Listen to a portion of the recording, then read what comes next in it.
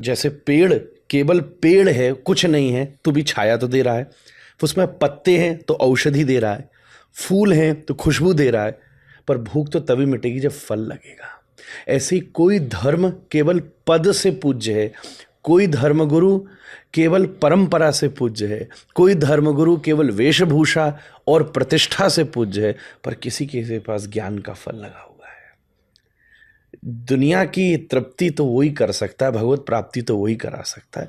सब जगह आगे पीछे होता है, आशा की किरण हम सबके भीतर है ही है, पर डेफिनेटली अनुभव, ज्ञान, शिक्षा, भक्ति, वैराग्य, अनुभव, परंपरा, इन सबसे युक्त जो है आज सनातन धर्म इस परिवेश से युक्त किसी व्यक्ति को पाता है तो किसी ज़माने में विवेकानंद जी को पाता है, किसी ज़माने में प्रभुपाद जी को पाता है, किसी ज़माने में ओशो को पाता है, किसी ज़माने में योगानंद जी को पाता है, जिन्होंने पूरी दुनिया में सनातन धर्म की छवि को क्रिएट किया है।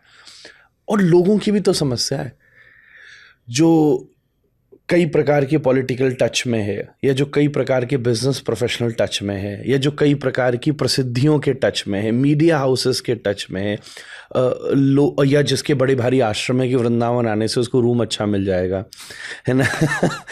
इन सब साधनों से अगर आप अप्रोच कर रहे हो तो आपकी डिमांड ही रॉन्ग है। फिर आपके इस राइट बंदा मिलेगा कहाँ से? समाज की डिमांड ही रॉन्ग है। वो ढूंढी ऐसे व्यक्ति को रहे तो उनको सही व्यक्ति मिलेगा कैसे?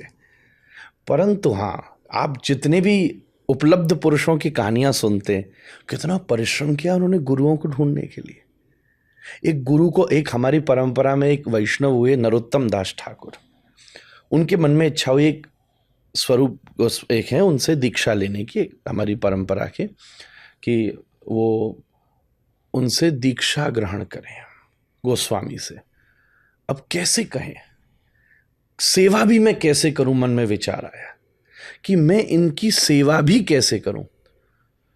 दिन भर लगे रहे विचार करते। उन्हें अब दो ऐसे महात्मा हैं जिनकी कोई सेवा ही नहीं कर सकता, एक जिसे कुछ नहीं चाहिए और दूसरा जिसके पास सब कुछ हो।